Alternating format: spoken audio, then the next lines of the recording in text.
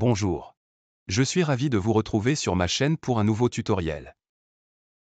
Aujourd'hui, nous allons nous attaquer à un nouveau projet. N'oublie pas de laisser un like, un commentaire et de t'abonner si ce n'est pas encore fait. Et si tu as un projet que tu aimerais que je fasse, que ce soit en SolidWorks, Arduino et autres, je te laisse me dire ça en commentaire. Si tout ça est fait, commençons la vidéo. Merci Albert. Dans ce tutoriel nous allons voir comment allumer des LED de façon progressive avec des condensateurs. Un allumage progressif est tout simplement le fait que, quand le circuit est alimenté, une LED s'allume, l'allumage de cette dernière provoque directement ou indirectement l'allumage d'une seconde, et ainsi de suite jusqu'à ce que toutes les LED du circuit sont allumées, et par la suite vont s'étendre lorsque le circuit est désalimenté.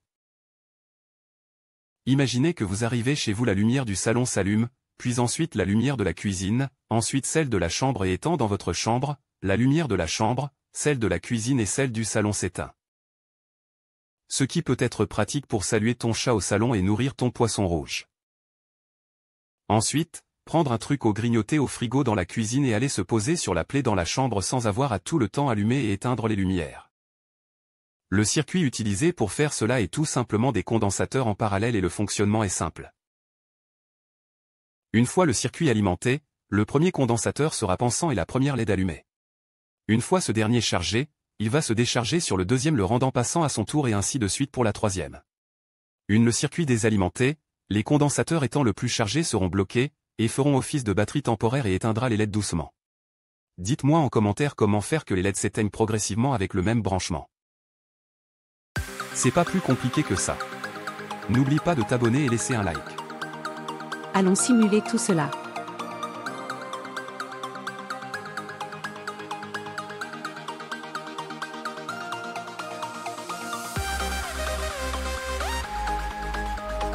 J'utilise le logiciel CircuitJS qui est un logiciel gratuit et open source.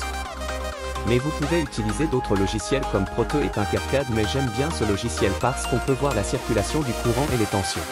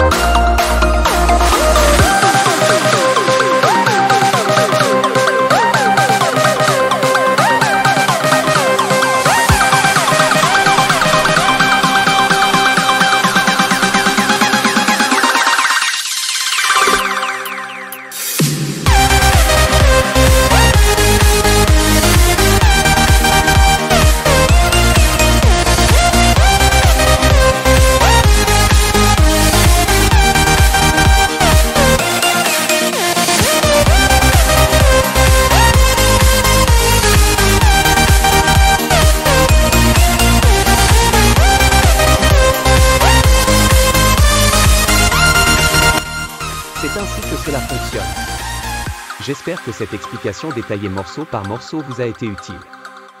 N'hésitez pas à poser vos questions en commentaire si vous en avez. Et n'oubliez pas de vous abonner à ma chaîne pour plus de projets intéressants. Ensemble, nous allons passer de rien à bien.